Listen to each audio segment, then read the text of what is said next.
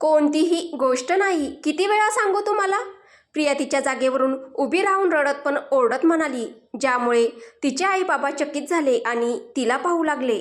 आता पुढे एकच गोष्ट किती वेळा सांगू की नाही आहे अशी काही गोष्ट? ते माझ्यावर प्रेम करता, खूप प्रेम करता. काय झालं जर ते दाखवत नसेल तर? काय झालं जर आजवर त्यांनी कधीही असं म्हटलं नसेल की मी तुझ्यावर प्रेम करतो? काय झालं जर त्यांनी हेही नाही सांगितलं की ते माझ्यावर खूप प्रेम करता? ते माझी काळजी घेताना त्यावरून मला समजायला नको का की ते माझ्यावर प्रेम करता? काय झालं जर ते मला रडवल्यानंतर माझ्या चेहऱ्यावर परत हसू आणता तर? हसू आणता तर ना ते? काय झालं जर माझ्या सांगण्यावरून ते लवकर घरी येत नसेल? आपल्या मनाने येतातच ना? काय झालं जर माझं विचारणं त्यांना हट्टासारखं वाटतं तर? आपल्या मर्जीनं आपल्या आवडीच्या प्रश्नांची उत्तरं ते देताच ना? मला सांगा, यात काय त्रास आहे? मी तुम्हाला काय त्रास सांगू?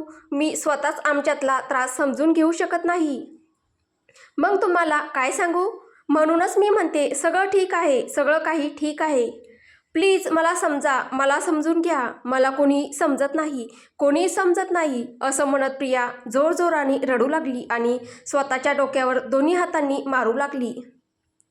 ते पाहून प्रियाचे आई वडील पटकन तिच्याजवळ गेले आणि तिला थांबवू लागले. आज प्रियाचा हा वेगळाच चेहरा आईवडिलांसमोर दिसत होता, पण याहून मोठा धक्का एका व्यक्तीला बसला होता. तो म्हणजे राज, जो दारात रमणसोबत उभा होता. प्रियाची नजर रडत राजकडे गेली तेव्हा ती अजून मोठ्याने रडू लागली आणि किंचाळून म्हणाली, समजत नाही तुम्ही मला, माझं प्रेमच समजत नाही तुम्हाला. मला रडवल्याशिवाय तुमच्या चेहऱ्यावर हसू येत नाही ना? तर बघा, मी आज मनसोक्त रडते. तुमचं मन नाही भरलं तर अजून रडवून घ्या मला, पण मी मरून जाईल राज, सांगतेय तुम्हाला. मी थकून गेले आहे तुमच्या प्रेमाची वाट बघता बघता, असं म्हणत प्रिया किंचाळली आणि स्वतःलाच मारू लागली. प्रिया! राज आणि रमण दोघांनी एकदम तिचं नाव घेत तिच्याकडे धाव घेतली. प्रियाला पकडायचा प्रयत्न राजने केला तर प्रिया मागे सरकली आणि रडत रडत तिने आपली पाचही बोटं दाखवत म्हणाली, 5 दिवस राज, 5 दिवसांपासून माझ्या प्रतीक्षेची परिसीमा झाली आहे राज. आता तुमचा फोन येईल, आता तुम्ही याल, आता मला तुमच्यासोबत घेऊन जाल, आता माझ्या प्रश्नांचं उत्तर द्याल असं वाटत होतं. पण या 5 दिवसात तुम्ही मला स्वतःपासून नाही तर अंतापासूनच परिचित करून दिलं. प्रत्येक गोष्टीला एक शेवट असतो राज, पण तुम्ही तोही ओलांडलात. दाखवून दिलत की नाही करत तुम्ही प्रेम माझ्यावर. जबरदस्ती जगताय ना माझ्यासोबत. जबाबदारी आहे ना मी तुमची, तर मीच तुम्हाला या त्रासातून मुक्त करते. मी तुम्हाला घटस्फोटच देते. असं म्हणून प्रिया रडत रडत रागाने ओरडली.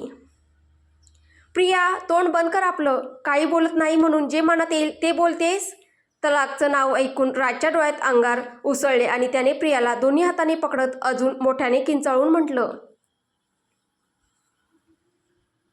नाही आहे मी तुमची प्रिया, संपली आहे तुमची प्रिया. तुमची वाट बघता बघता ही ती प्रिया आहे जिने तुमच्या बेरुखीची परिसीमा पाहिली आहे. आज तुटली आहे प्रिया, कारण आतापर्यंत पडलेल्या भेगांनी आता उत्तर दिलंय. प्रियाला तुम्ही प्रिया राहूच दिलं नाहीत राज. प्रिया राजच्या कॉलरला धरत रागाने पण थरथरत्या शब्दात म्हणाली. प्रियाला असं पाहून राज थक्क झाला. आजवर त्याने कधीही प्रियाला अशा प्रकारे प्रतिक्रिया देताना पाहिलं नव्हतं.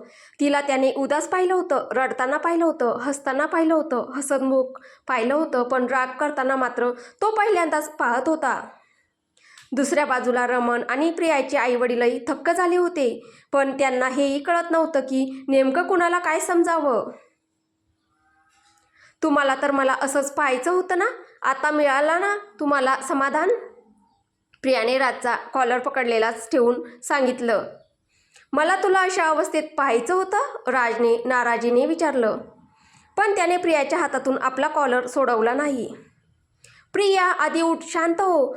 तुझे सगळे आक्षेप आम्ही आज ऐकू आणि आम्ही राजशीही बोलू. प्रियाचे बाबा म्हणाले. हो प्रिया, बाबा बरोबर म्हणतायत. अशा प्रकारे काहीच मार्ग निघणार नाही. आधी शांत हो, रमण म्हणाला आणि पाणी आणायला निघाला. नाही, मला ना पाणी प्यायचंय ना शांतपणे बोलायचंय. आज मीच बोलेन राजशी. आज मला माझ्या नवऱ्याला प्रश्न विचारायचेत. कोणीही आमच्यात येऊ नये. प्रिया आपले अश्रू पुसत म्हणाली आणि उठली. मला तुमच्याशी एकांतात बोलायचं आहे. तुम्ही बोलाल का? नाहीतर कदाचित तुम्हाला वाटेल की तुम्ही माझ्या इशाऱ्यावर चालताय. असं म्हणत प्रिया पूर्ण धीर धरून उभी राहिली. ती अजिबात रडली नाही. प्रियाच्या या प्रश्नावर राज फक्त तिच्याकडेच पाहत राहिला. ओ, मी तर विसरलेच. माझ्या प्रश्नाचं उत्तर देणं म्हणजे ही बायकोचा गुलाम होणं असंच ना. मी जाते माझ्या खोलीत. जर तुमचं मन असेल तर मग तुम्ही येऊ शकता. असं म्हणत प्रिया तिथून पटकन निघून गेली. राज आणि बाकी सगळे तिच्याकडे जाताना बघतच राहिले. राजजी, हे सगळं काय आहे? माझी प्रिया अशी तर नव्हती. मी तिला कधी असं पाहिलं नाही. प्रियाची आई भाऊक होऊन म्हणाली. आपल्या सासूच्या या बोलण्यावर राज त्यांच्याकडे डोळे भिडवू शकला नाही आणि तो फक्त एवढंच म्हणाला, मी तिच्याशी बोलून येतो. एवढं बोलून तो तिथून निघून गेला.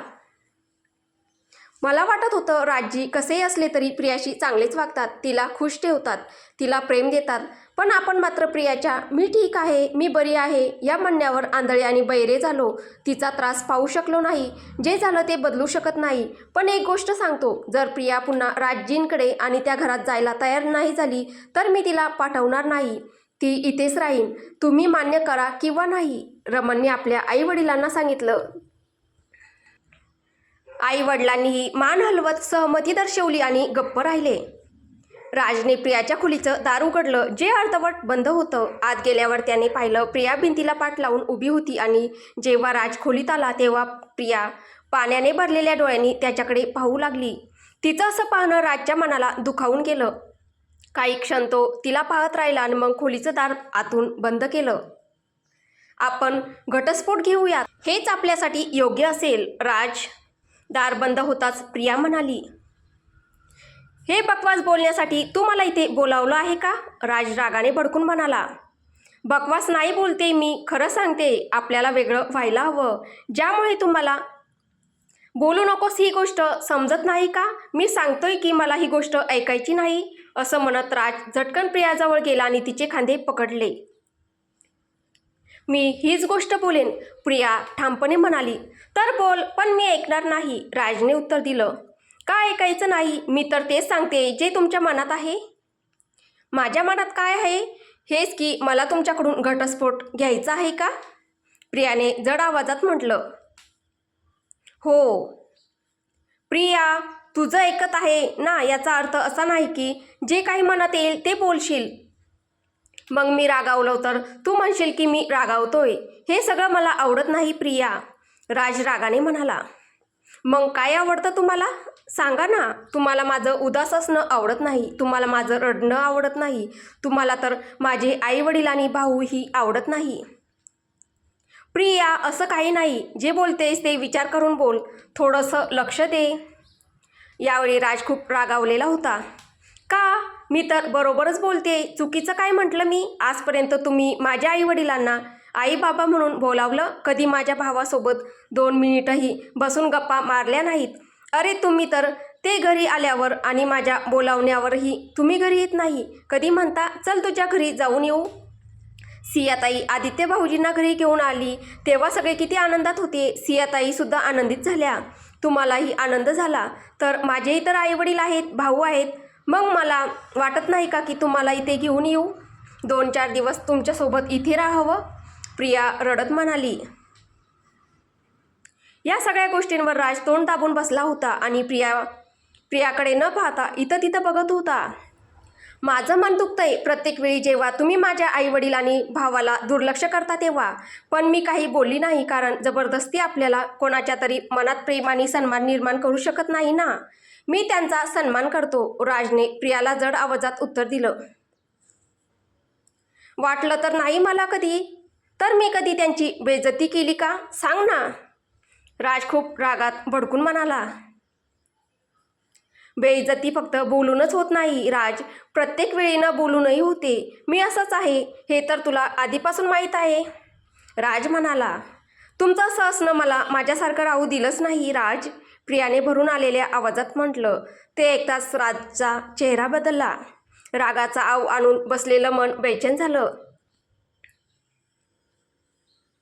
त्याला तर प्रिया तशीच आवडते जशी ती पहिल्या भेटीत होती. तिच्या त्या निरागसपणानेच तर राजला लग्नाच्या बंधनात पाऊल ठेवायला भाग पाडलं होतं. पती व्हायला भाग पाडलं होतं.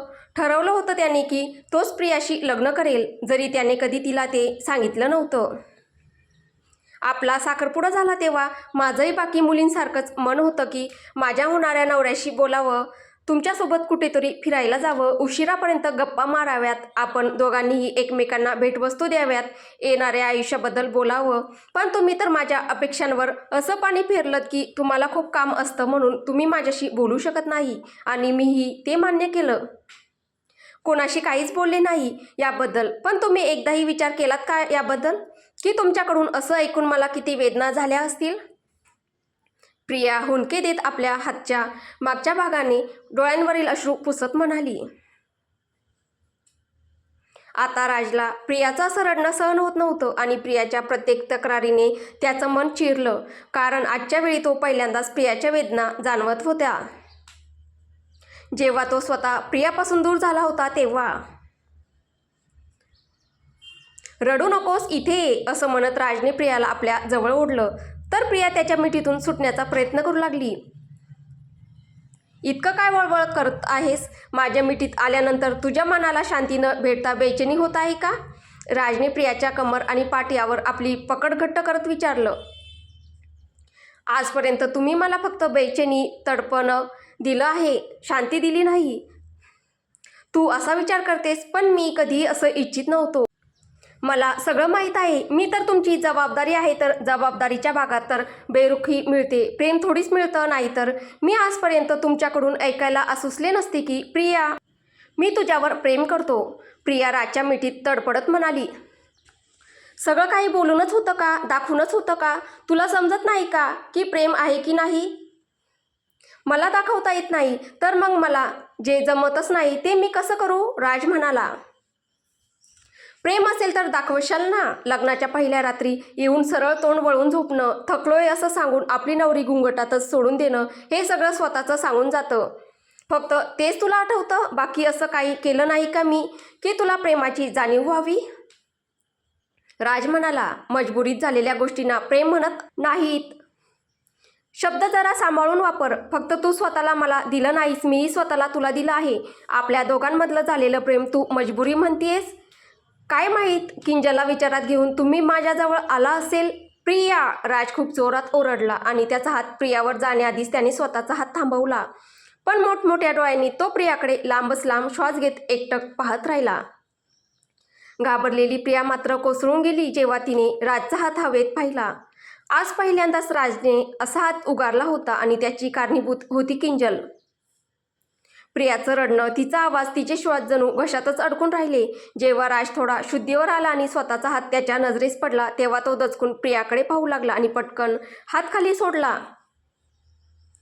प्रिया, राजने तिचं नाव घेतलंही नव्हतं पूर्ण की प्रिया तिथून निघायला लागली, कारण ती आतून पूर्णपणे तुटून गेली होती. पण ती दारापर्यंत पोहोचते तोच राजने तिचा हात पकडला.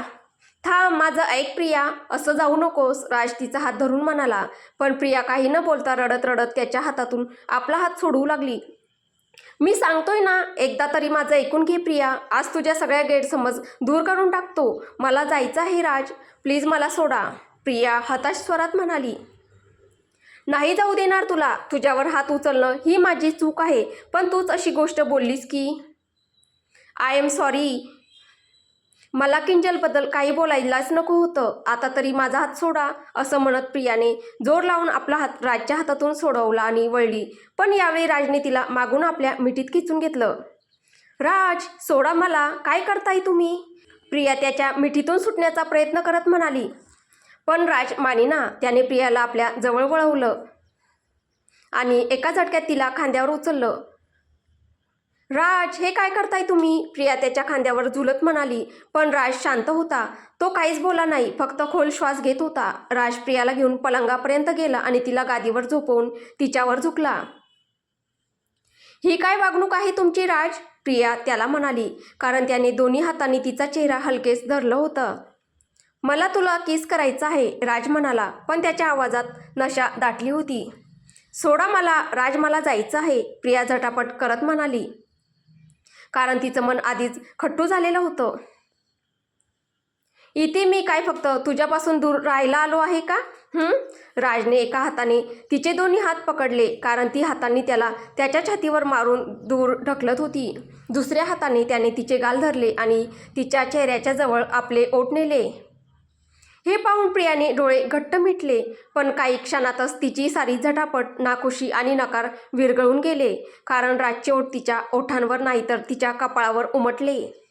तो हळूहळू पण न थांबता पुन्हा पुन्हा तिच्या कपाळावर चुंबन घेत राहिला. इतक्या दिवसात जे घडायचं होतं ते झालंच नव्हतं दोघात. प्रियाच्या कपाळावर चुंबन घेण्यासाठी राज आतुर होता, तर तिच्या कपाळावर राजच्या ओठांचा स्पर्श मिळावा म्हणून प्रिया तळमळत होती. जेव्हा प्रियाची झटापट थांबली आणि ती सेल झाली, तेव्हा त्याने स्वतःच तिचे हात सोडले आणि मग ते दोन्ही हात स्वतःच्या पाठीवर ठेवले. प्रियाने डोळे उघडले तेव्हा तिची नजर राजच्या नजरेला भिडली आणि जणू काही तिने कयामतच पाहिली, कारण तिला राजच्या डोळ्यात पाणी दिसलं. दोघे एकमेकांकडे प्रचंड आतुरतेने पाहत होते. श्वास जोरात चालू होता, पण ओठ मात्र बंद होते. नजरेतूनच एकमेकांना मिठीत घेण्याची ओढ व्यक्त होत होती आणि एका क्षणाचा विलंब न करता दोघांनीही एकमेकांना घट्ट मिठी मारली. त्याच दरम्यान राज उलटा होऊन पाठीवर झोपला आणि प्रियाला आपल्या अंगावर घेतलं. सलवार सूट घातलेल्या प्रियाची ओढणी बिछाण्यावर निसटून राहिली. तन मन राजमध्ये विलीन झालं. काही क्षणांनी प्रियाला आपल्या कानाजवळ ओठांचा स्पर्श जाणवला आणि तिला काही ऐकू आलं. आजवर मी कधी कुणाची शपथ घेतली नाही, पण तुझ्यावर केलेल्या खऱ्या प्रेमाची शपथ घेऊन सांगतो. माझ्या हृदयात तुझ्याशिवाय कोणीच उतरलं नाही. माझ्या दडदडीत तुझ्याशिवाय कोणीच धडकलेलं नाही. हे ऐकताच प्रियाने आपलं डोकं वर केलं आणि राजकडे पाहू लागली. राज प्रियाला घेऊन उठला आणि स्वतःसोबत प्रियाला पण पलंगावर बसवलं. अगदी तिच्यासमोर बसून दोन्ही हात पलंगावर टेकवत तिच्या डोळ्यात पाहत म्हणाला, किंजल माझ्या कॉलेजमध्ये शिकायची आणि माझी मैत्रीण होती. हर्ष आणि तन्मयपेक्षा पण जास्त गाढ मैत्री होती माझी तिच्याशी. पण माझी ती मैत्रीण आता आकाशातला तारा झाली आहे. हे बोलून राजने खिडकीतून बाहेर आकाशाकडे पाहिलं आणि एक तारा निहाळला. आणि प्रियाने आपल्या ओठांवर बोट ठेवून राजच्या बोलण्यावर थक्क होऊन त्याच्याकडे पाहतच राहिली. तर पुढे काय होईल हे आपल्याला पुढच्या भागात पाहायला भेटेल. तुम्हाला ही कथा कशी वाटते कमेंटद्वारे नक्की कळवा. कथा आवडत असेल तर व्हिडिओला लाईक करा, शेअर करा. कथेचे पुढील भाग ऐकण्यासाठी आपल्या चॅनलला सबस्क्राईब करा. धन्यवाद.